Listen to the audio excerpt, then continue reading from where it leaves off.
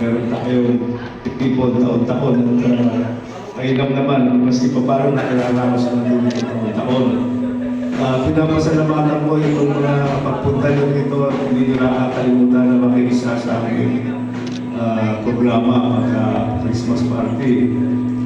Ngayon, wala akong masasabi kundi mabuti naman ang naging ating taon ng 2023. Palagay ko mas bubuti pa yung 2024 kasi marami tayo nakagayak na project na malalaki. Ngayon, ako taon-taon naman nagsasalita na rito. Babatiin ko na lang kayo ng Merry Christmas at saka Happy New Year. At ang magsasalita ngayon si Ronnie. Siya naman na magsalita. Pagod na ako taon-taon na lang. Wala. Halika na, Ronnie. Wala. Alright, thank you so much, Sir Ronnie. So yung ating project manager, na baka ba ng araw maging presidente ng kumpanya. Pasensya na po, wala po akong magagawa. Kung po ang may sabi, magsalita po kayo.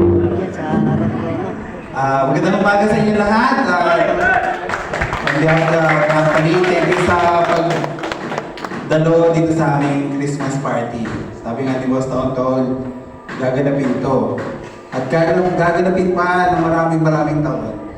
Sa darating na 2024, magandang panimula, maraming project na nakabang. So, sa atin na, pagbuti natin ang pagtatrabaho para ito maging continue at lumaki yung global at mapagpatuloy pa para sa mga susunod pa na mga generation. So, yun lang at Merry Christmas and Happy New Year sa lahat. Alright,